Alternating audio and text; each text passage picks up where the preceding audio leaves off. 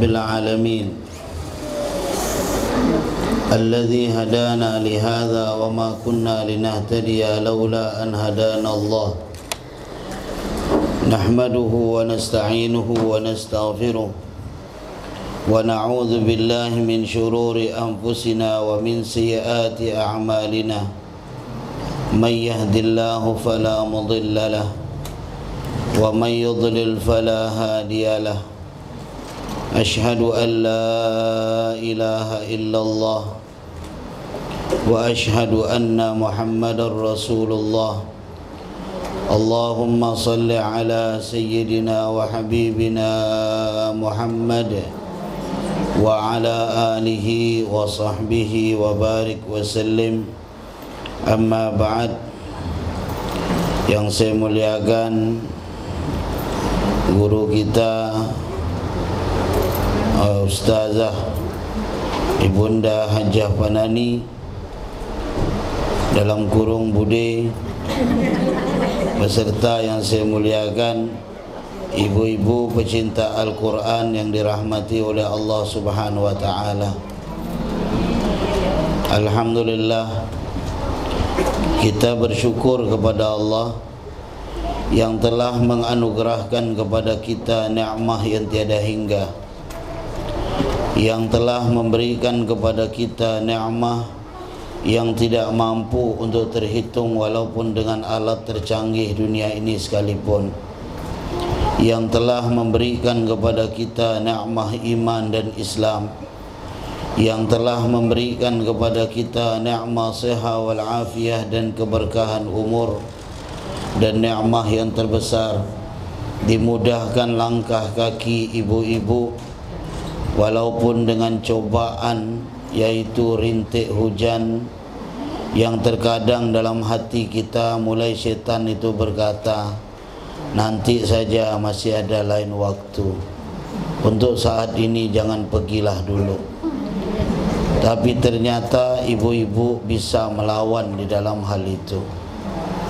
Alhamdulillah, saya yang hampir 20 tahunan mungkin tak ke sini, tadi lewat Ayani 2 kelepasan rupanya, mutar lagi dari sana tu, jalan itu tu Adi Sucipto, mutar lagi, lihat lagi, lepas lagi, balik lagi. Masya Allah, ya, subhanallah.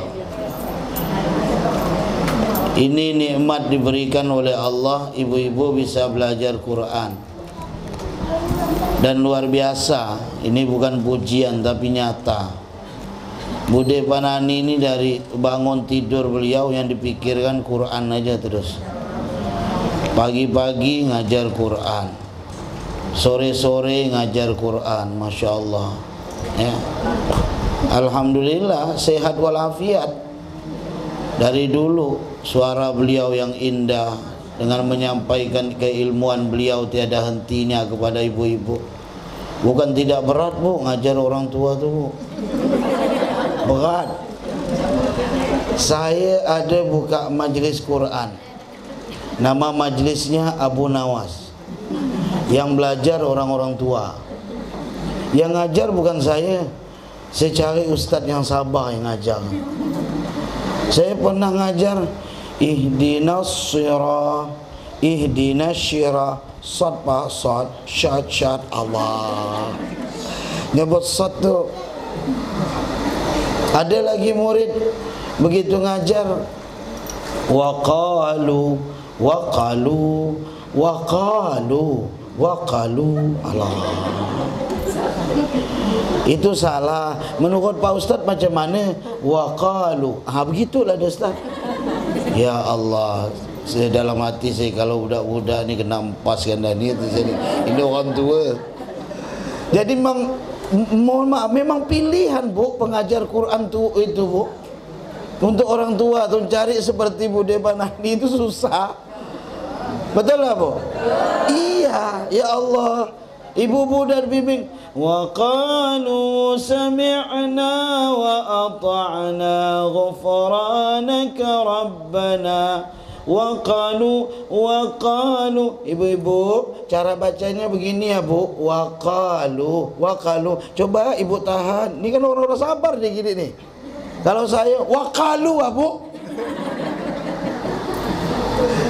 Ini artinya Masya Allah. Tapi dengan seperti itu juga ibu-ibu pun Masya Allah, bagian orang yang terpanggil untuk mempelajari Al-Quran. Jangan pernah bosan belajar Quran. Tidak ada batas umur kita untuk belajar Al-Quran. Seseorang akan wafat sesuai dengan kebiasaannya. Yamutul mar'u ma'asya alaih. Matinya seorang itu sesuai kebiasaan hidup. Ada satu orang wanita yang sangat akrab dengan Bude Fanani, namanya Bu Gombang, almarhumah. Ibu Gombang itu bawa Quran pakai itu Bude, Quran Latin 30 juz. Kan tidak pandai ngaji, Quran Latin 30 juz. Saya bilang, Mi, ini haram, Quran pakai bahasa Latin. Loh, kenapa haram? Saya bilang, huruf Al-Quran tidak sama dengan huruf Latin. Tidak sama. Huruf ha ada enggak? Tidak ada. Huruf ain ada enggak? Tidak ada. Ya. Sehingga yang lucunya orang-orang ribut tentang insya Allah pakai SY kah pakai SH. Ini yang berdebat dengan didebat. Kalau bahasa Melayu itu sama tak iya, sama tak tahu. Untuk apa ibu-ibu debat pakai bahasa Latin? Yang benar itu pakai SY, yang benar itu pakai SH. Kata siapa? Kata Dr. Zakir Naik. Ibu-ibu, kaedah India huruf shin itu SH. Kaedah Indonesia huruf shin SY. Kaedah Malaysia huruf shin SH. Maka mereka nulis insya Allah pakai insya Allah, pakai SH. Kalau kita dibacakan SH, bacanya bukan insya tapi insya Allah. Makin parah lagi. Ya Bu ya, di sini. Maka untuk huruf Latin jangan ibu ributkan. Mau insya Allah pakai SY, pakai SH, tidak pakai Y, tidak pakai H pun silakan. Tidak ada ketemu kaidah Latin dengan bahasa Arab. Lalu subhanallah, ibu itu pun lalu saya bilang, Bu, Allah menurunkan Quran pakai bahasa Arab. Sebagaimana dalam firman-Nya, surah Yusuf ke ayat kedua. Inna anzalnahu Qur'anan Arabiyyan la'allakum ta'qilun. Kami turunkan Al-Quran pakai bahasa Arab supaya kalian berpikir. Ya, betul tak ya dua ya? Iya ke? Ya, Allah turunkan Quran pakai bahasa Arab itu jangan ibu-ibu mikir orang Arab itu enak. Oh enak ya orang Arab, mereka pandai bahasa Arab, pasti mereka pandai Al-Quran. Belum tentu Bu, belum tentu. Saya berapa kali diimamkan orang Arab asli. Saya punya kawan dari Sana'a, ya, saya mikir dia orang Arab asli, saya suruh dia jadi imam. Saya waktu itu sama kawan saya Ustadz Usman, ya, begitu dia baca Al-Quran, Qul a'udzu bil falaq min syarri ma khalaq wa min, ngapa pula min syarri jadi min syarra pula dibaca ni. Itu saya lihat Ustaz Usman dah ketawa dah. Saya lanjutkan lagi. Tidak lama saking banyaknya salah saya pun tak tahan. Saya biarkan dia solat seorang pun. Ya. Orang Arab tidak pandai bahasa Indonesia, belum tentu mereka fasih dalam baca Quran Bu. Kalau mereka tidak belajar, ya. Karena kenapa? Al-Quran dengan bahasa Arab bukan sama dengan bahasa Arabnya orang-orang Arab Bu. Bukan sama. Ibu-ibu kan berpikir Al-Quran itu pakai bahasa Arab enak orang Arab. Tidak. Ya, tidak. Subhanallah, saya waktu haji, saya ketemu waktu itu saya ada berapa orang. Saya pergi ke Syariq Sitin namanya. Setelah itu naik taksi, saya di depan, di belakang tu ada berapa orang ustaz. Orang Arab itu nanya, ya, Assalamualaikum, katanya. Waalaikumsalam. Inta ismak min, nama kamu siapa? Ana Anas Az-Zu'bi, kata saya. Masya Allah, inta Arabi wa ana Arabi. Kamu Arab, ya saya Arab. Inta kalam Arabi ala kaifak ya khu, inta bagait ish lughatul fusha wa amiyah, kata saya. Ente bisa bahasa Arab, terserah anda, kata saya. Mau bahasa Arab Fusha atau Amiyah. Saya mau coba ya. Fusha itu kan bahasa Quran, Amiyah itu bahasa mereka, bahasa kampung, bahasa pasaran. Begitu saya ngomong bahasa Fusha, apa kata orang Arab itu? Al-afu minnak wa kallamna bitalaga nihna fil bait fi bagala kallamna lughatal amiyah. Mohon maaf saya kurang lancar bahasa itu tuh, kata dia. Karena kami di rumah, di toko, dimanapun selalu berbahasa amiyah. Itu Bu.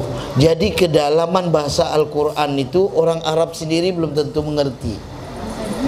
Ketika mereka mau belajar cari terjemahan, mereka juga cari terjemahannya. Itu saking dalamnya ilmu Al-Quran.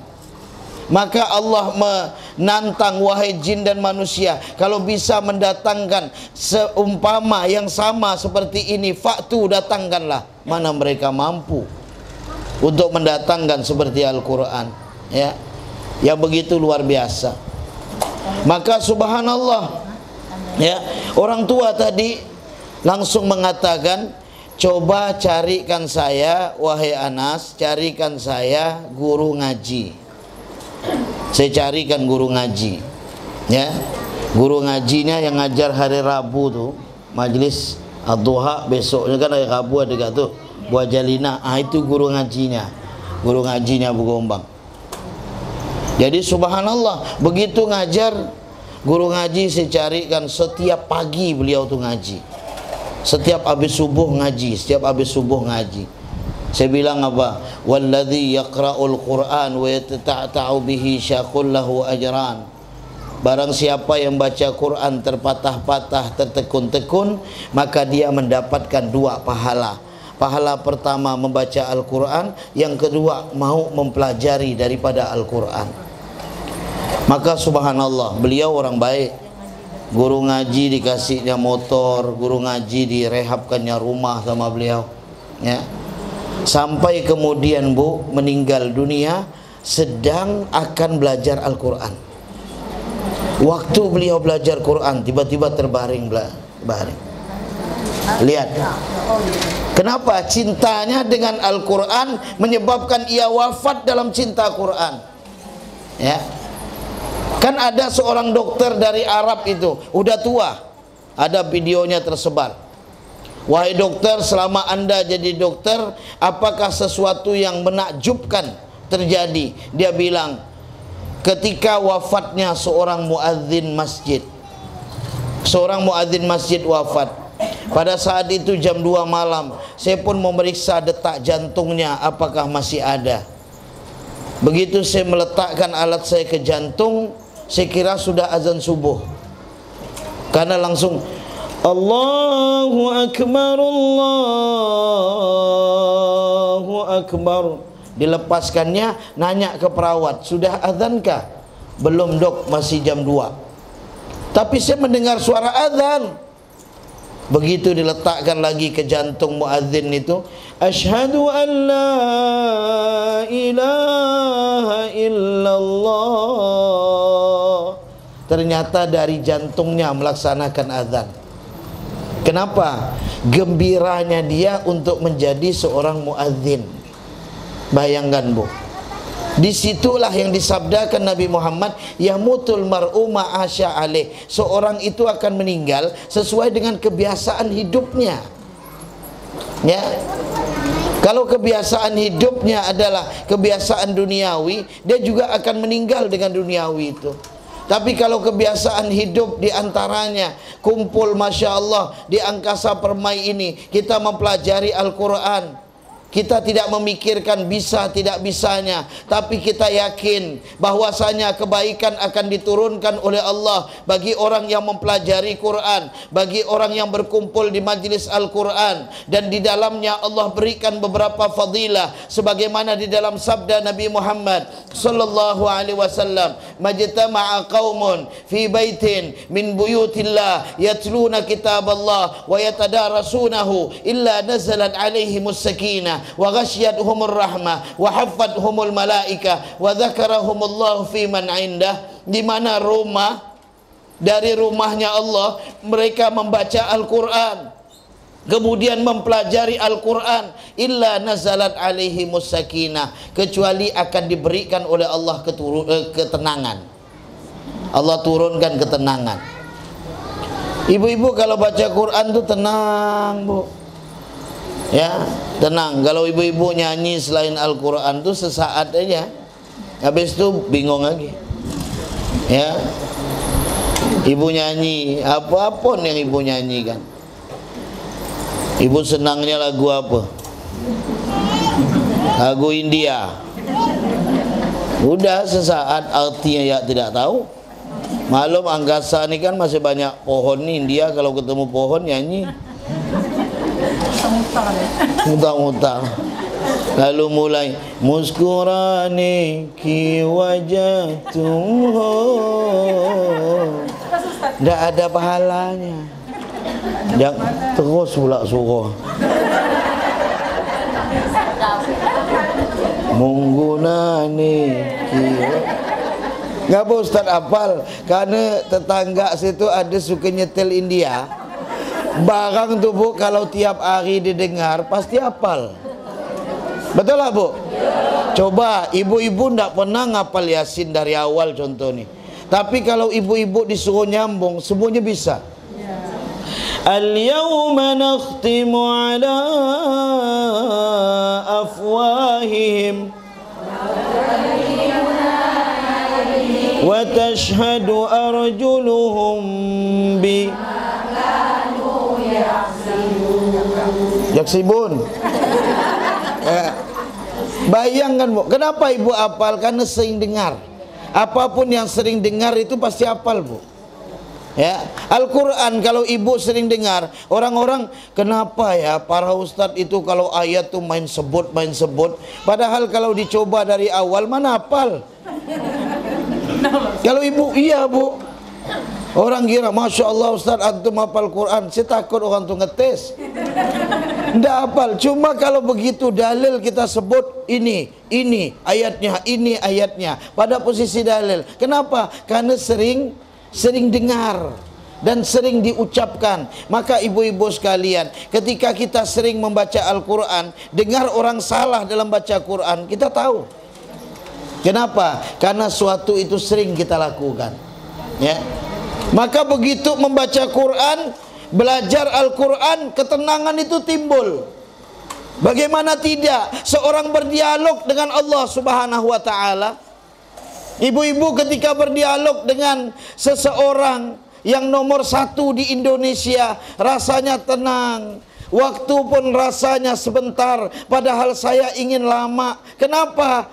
Karena kita senang orang yang terkenal dan nomor satu di negara. Bagaimana dengan Allah Subhanahu wa ta'ala? Man arada ayyatakallam ma'allah falyaqra'il Qur'an. Siapa yang ingin berbicara dengan Allah, baca Al-Quran. Al-Quran ini bacaan yang begitu nikmat ibu-ibu. Illam tabki fatabaku. Kalau tidak bisa nangis baca Quran, pura-pura nangis. Artinya sentuhkan hati kita dengan Quran. Jangan baca Quran itu dengan suara begitu nyanyi dangdut bagus suaranya, begitu nyanyi Quran kacau Allah. Ya, begitu baca Quran kacau. Gunakan suara yang terbaik. Ya, ibu kan nikmat ibu resapi. Ya, Ar-Rahman, kita paham yang maha pengasih. Rasakan ya Allah kasih-Mu ya Allah, yang tidak akan bisa hamba rasakan kasih seorang makhluk pun yang ada di dunia ini. Ya Allah, kasih-Mu ya Allah walaupun hamba selalu bermaksiat, salah, tapi engkau telah senantiasa mengucurkan nikmat kepada siapa saja hamba-Mu ya Allah. Resapi. Kita paham bahwa Allah itu Maha Pengasih. Allamal Quran, mengajarkan Al-Quran, ya. Allamahul bayan, terus, ya, ibu-ibu resapi. Maka nikmat Al-Quran itu ketika semakin kita resapi, bahkan orang-orang bisa meneteskan air mata dengan Al-Quran. Kenapa? Ini ayat Allah subhanahu wa ta'ala. Ini ayat Allah. Bagaimana Ikrimah itu setiap membuka Al-Quran, hadza kalamu Rabbi, hadza kalamu Rabbi, pingsan itu Ikrimah. Ini adalah perkataan Allah subhanahu wa ta'ala. Selama ini coba kita hitung jumlah WhatsApp kita berapa banyak, jumlah IG kita berapa banyak, jumlah FB kita berapa banyak, jumlah itu tulisan kita balas satu sama lain di grup berapa banyak, dan berapa banyak huruf Al-Quran yang kita baca di dalam satu hari kita. Kalau dibandingkan dengan Quran, bukankah Quran akan menjadi penenang bagi setiap hamba? Karena Quran masuk bagian daripada zikir kepada Allah subhanahu wa ta'ala. Quran itu bagian zikir. Dan Allah memerintahkan untuk menenangkan hati adalah dengan zikir. Alladzina amanu wa tatma'innu qulubuhum bizikrillah, ala bizikrillahi tatma'innul qulub. Orang-orang yang beriman, mereka akan tenang hati mereka dengan zikir kepada Allah. Dan ketahuilah, dengan zikir kepada Allah hati ini menjadi tenang. Ibu hadir tenang bersama Al-Quran. Kenapa? Karena kami merasa punya Allah. Kami lagi berdialog dengan Allah. Kenikmatan yang tiada tara, secara seluruh keluh kesah yang kami lakukan hanya kami curhatkan sebatas manusia. Manusia hanya sebatas menjadi pendengar. Tapi Allah mufarrijal humum, Allah akan membuka, membebaskan dari setiap masalah kita semuanya, dibalik daripada Quran. Maka tidak heran mereka para sahabat Nabi Muhammad dengan Quran menjadikan mereka tenang. Sayyidina Umar itu seorang yang punya egonya tinggi, emosinya tinggi. Sayyidina Umar itu, tapi ujungnya lembut dengan Al-Quran. Garang Sayyidina Umar tu. Siapa yang tidak kenal dengan Sayyidina Umar? Saya baca di dalam kitab, kana Umar idza masya asra wa idza takallama asma wa idza daraba auja. Itu Sayyidina Umar kalau jalan cepat. Kalau beliau ngomong pasti didengar. Kalau beliau ini mukul orang, ya imma orang tu sakit, ya imma innalillah. Saking kuatnya Sayyidina Umar. Tapi lihat, ketika ia akan membunuh Nabi Muhammad dengan pedang, kemudian didengarnya adiknya masuk Islam, iparnya masuk Islam, maka pada saat itu masuk Sayyidina Umar mendatangi adik dan iparnya, masuk ke dalam. Lalu di saat Sayyidina Umar akan marah dengan kemarahannya, apa yang melembutkan hati Sayyidina Umar? Ternyata Al-Quran, surah Taha. Begitu dibacakan, Taha ma anzalna alaikal qur'ana litashqa illa tadhkiratan liman yakhsha.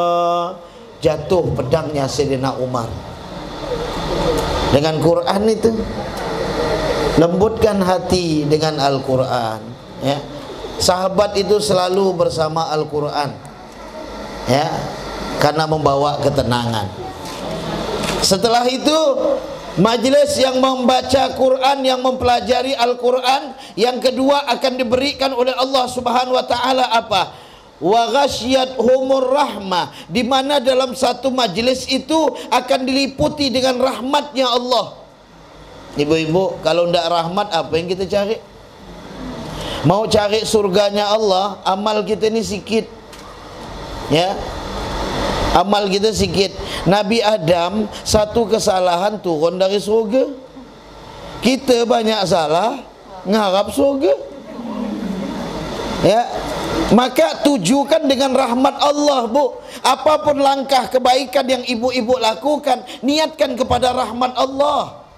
Cari, kita tidak tahu apa amalan kita yang menyampaikan kepada rahmat Allah. Bisa jadi dengan istiqamahnya dengan Quran, ini bisa menyampaikan kita kepada rahmat Allah. Dan rahmat menjadikan tujuan dari setiap apapun kebaikan yang kita lakukan, sebagaimana sabda Nabi Muhammad sallallahu alaihi wasallam. Ada hadis dari Jabir bin Abdullah, ada hadis dari Abu Hurairah radhiyallahu an, ketika berkumpul Rasulullah dengan sahabatnya, la yadkhula ahadam minkum al-jannah, qalu wala anta ya Rasulullah, qalu wala ana illa aytaghammadi Allah bi rahmati wa fadlih. Kalau dalam hadis Jabir, matannya lain, isinya lain. Kalau hadis Jabir, la yadkhulu ahadam minkum al-jannah, cuma sedikit aja. Kalau hadis Jabir, illa bi rahmatin minallah. Kalau hadis dari Abu Hurairah, illa ayyataghammadani Allahu bi rahmati wa fadlih. Yang maksudnya adalah ketika berkumpul Rasulullah dengan sahabat, lalu Nabi Muhammad bersabda, sahabat, kalian tidak akan masuk ke dalam surganya Allah. Para sahabat berbalik bertanya, walaupun engkau ya Rasulullah, walaupun saya, kecuali apabila rahmat Allah diberikan kepada saya. Rahmat sudah pasti dapat kepada Nabi Muhammad. Lalu Rasulullah tuh ngajarkan ke kita supaya carilah tujuan dari setiap kebaikan kita, cari rahmatnya Allah. Kita tidak tahu, Bu, apa rahmat Allah yang sampai. Berbagai macam amal. Mungkin sampai rahmat Allah dengan istiqomahnya ibu-ibu Al-Quran, bisa. Mungkin sampainya rahmat Allah dengan ibu-ibu sekalian memiliki kasih sayang kepada orang lain sehingga senang membantu, bisa. Ibu pernah membaca hadis yang diriwayatkan Imam Bukhari kah? Seorang wanita yang ahli maksiat ternyata melihat anjing yang dalam keadaan haus, ya kan? Ternyata mendapatkan rahmat Allah. Di dalam hadis, faghafaralah, Allah ampunkan dosanya. Ada dua hadis itu. Yang satu hadis lagi itu laki-laki, dia turun sumur, dia mau ngambil karena dia dalam keadaan haus, dilihat ada anjing, dia pun langsung merasakan, ya Allah, saya saja sudah cari air keliling begitu dapat alangkah bahagia, bagaimana dengan hausnya anjing itu? Bayangkan, kasih sayang dia kepada makhluk Allah ternyata menjadi jalan untuk sampai kepada rahmatnya Allah. Kita tidak tahu rahmat ini sampainya dengan kebaikan yang mana, ya. Mungkin sampai dengan kebaikan ibadatus sholah, mungkin dengan istiqomahnya, ya. Dari Bude Panani kita tidak tahu beliau kebaikan yang mana sampai. Mungkin kami, saya dan beliau kurangnya amal kami ketika nanti akan menuju kepada Allah Subhanahu wa taala. Tapi berharap dengan apa yang diajarkan dibalik daripada Al-Quran, ibu-ibu yang ahli surga nanti akan berteriak, ya Allah, kami bersaksi beliaulah ngajar kami, ya Allah, melafadzkan kami Quran, membimbing kami Al-Quran. Beliaulah, ya Allah, yang selalu mempedulikan waktu kami, ya Allah, di saat para orang-orang mampu, orang bisa, mau ustadz dan ustazah, mereka sibuk untuk mendidik di luar, tapi beliau tidak, ya Allah. Beliau ingat dengan kampung beliau, beliau buka dalam majlis untuk mendidik Al-Quran, ya Allah. Kesaksian ibu-ibu menyebabkan beliau masuk ke dalam surganya Allah, ya. Itulah gunanya syafaatul mukminat, Bu. Jadi kalau ibu punya kawan yang baik, genggam dia, karena sesungguhnya kawan itu akan membawa ibu kepada jalan rahmatnya Allah. Genggam, ya. Kalau kawan yang baik itu nanti akan jadi saksi, ya. Ibu ini jalan berapa orang pergi majelis, satunya rupanya tergelincir mau menuju sirat ke surga, ternyata berat. Ibu yang lain akan menjadi saksi dengan kebaikannya. Masya Allah, itu manfaatnya, Bu, ya. Maka kejar dengan rahmat Allah, cari. Kita tidak tahu, mungkin dengan Al-Quran inilah akan sampai kepada rahmatnya Allah. Walaupun ibu-ibu sulit, jangan pernah malu. buka aja huruf dengan Al-Quran itu tidak apa-apa. Ibu salah tidak apa-apa bu, kesalahan itu nanti akan diperbaiki. Jangan sampai ibu-ibu tengah masuk apa nama tu, ini tengah terberot bibir gini, dipoto lalu disebarkan di IG dengan itu kan sama dengan ibu dalam keadaan tidur lalu dipoto. Kira-kira marah tak bu? Marah. Ya, saya kalau marah ni bahasa Indonesia campur Melayu. Ya. Yang Jawa paham kan? Di sini kita lihat bu, anak-anak sekarang yang ibu nantikan pada saat itu adalah anak yang ahli Quran. Begitu nikmat ibu-ibu sekalian. Apa yang harus dilakukan ketika orang tua kita sakaratul maut? Yang harus dilakukan adalah ucapkan tahlil, ucapkan la ilaha illallah. Itu yang diajarkan. Bukan syahadat bu ya, terbalik. Di film TPI itu salah tu. Kan ada film Hidayah dulu tu. Begitu orang meninggal, asyhadu an la ilaha illallah. Yang benar itu bukan syahadat la ilaha. Kalau syahadat tu yang meninggal tu non muslim. Kalau non muslim meninggal iya. Kalau ibu-ibu meninggal la ilaha illallah. Dalam hadis gitu kok, laqinu mautakum bila ilaha illallah, kata Nabi. Talkinkan orang yang akan meninggal dunia dengan kalimat la ilaha illallah. Kemudian di dalam hadis, man kana akhiru kalamihi la ilaha illallah dakhalal jannah. Siapa yang akhir daripada lidahnya mengucapkan la ilaha illallah, maka jaminan baginya surga. Bukan syahadat. Ya bu ya, saya ada ketemu anak bimbing mak ucapkan mak asyhadu an la ilaha illallah. Emang nyuruh mak masuk Islam lagi ke apa? Mak tu sudah masuk Islam, maka cukup bimbing dengan la ilaha illallah. Oleh sebab itu kalau anak yang belajar tahu, anak yang belajar tahu diucapkannya la ilaha illallah. Nikmat bu. Ibu dengar suara anak ini. Kalau anak-anak insya Allah nyambung. Kalau anak yang membisikkan telinga ibu atau keponakan itu nyambung. Walaupun ibu tidak sadar, tapi ibu tahu ini suara dia. Karena batin seorang ibu dengan anak itu selalu tersambung. Ya, ada seorang ustadz begitu anaknya lahir dia nangis. Dia nangis.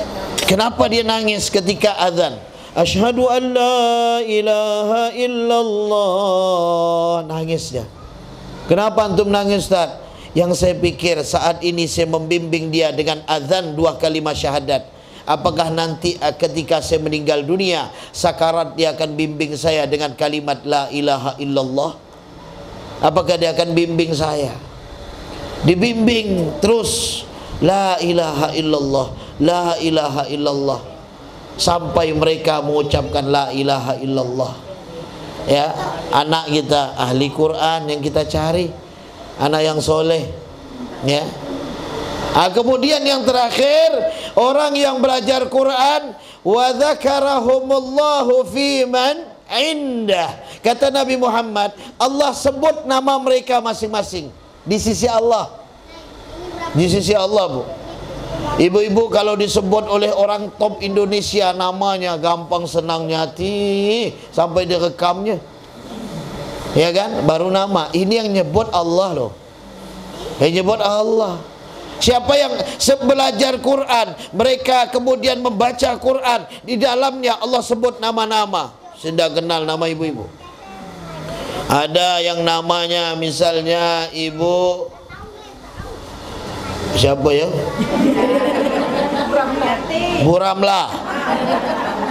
Ada nama Bu Ramlah? Bu Ramlah. Bu Ramlah ni anak Masya Allah istiqomah. Ada yang namanya Bu Yati. Ada yang namanya Bu Yuni, ada tak? Ya ada tak?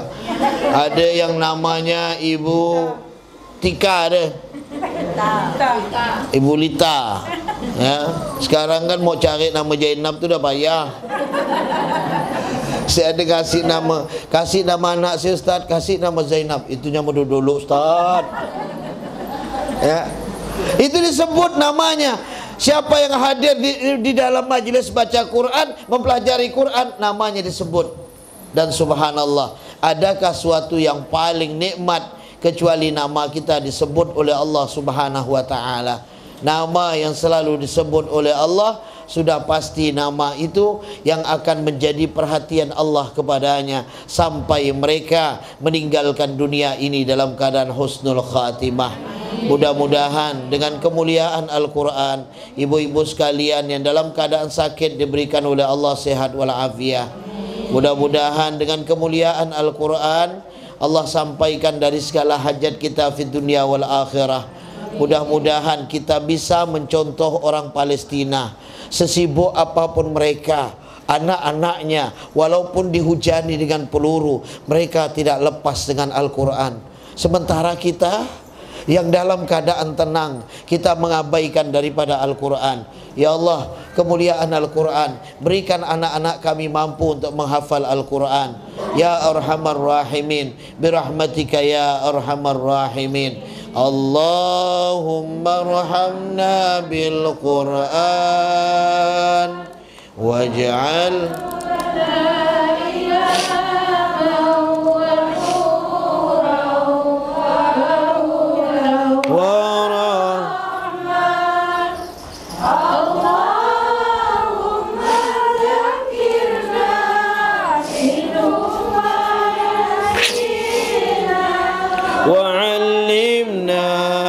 minhu ma jahilna warzuqna tilawatahu ana al-laili wa atrafan nahar waj'alhu lana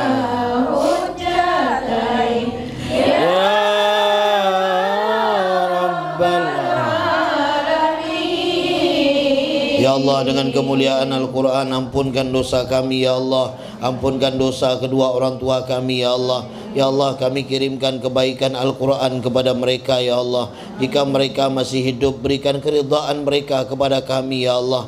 Jadikan kami untuk membahagiakan mereka ya Allah. Jika mereka sudah meninggal dunia ya Allah, dengan doa kami ini rahmati kubur mereka ya Allah. Jadikan kubur mereka taman daripada taman surga.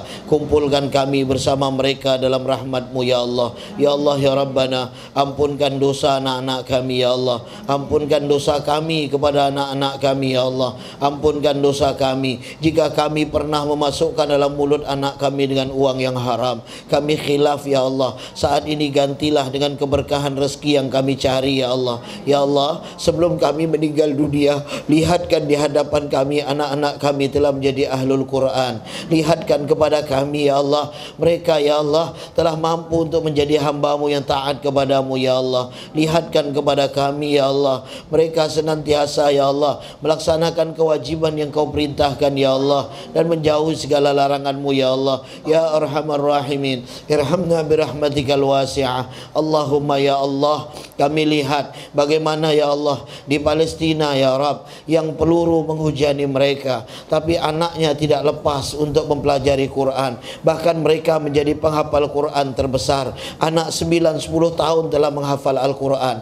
Ya Allah ya Rabbana, kami serasa malu dengan mereka ya Allah. Tapi ya Rabb, jadikan setiap tahapan pelajaran kami dengan Al-Quran menjadi syafaat bagi kami ya Allah. Sebagaimana dalam sabda Rasul-Mu, hadis dari Abi Umamah, Iqra'ul Quran fa innahu ya'ti yaumal qiyamah syafi'an li ashabih. Bacalah Quran karena ia akan datang pada hari kiamat memberikan syafaat bagi orang yang cinta kepada Al-Quran. Kumpulkan kami bersama ahlul Quran, bersama Sayyidina Muhammad sallallahu alaihi wasallam. Rabbana atina fid dunya hasanah wa fil akhirati hasanah wa qina adzaban nar. Wa sallallahu ala sayyidina Muhammad nabil ummi wa ala sahbihi wasallam. Walhamdulillahi rabbil alamin.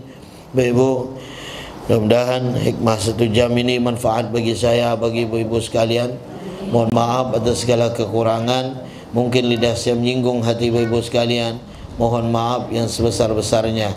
Subhanakallahumma wa bihamdika asyhadu an la ilaha illa anta astaghfiruka wa atubu ilaik. Assalamualaikum warahmatullahi wabarakatuh.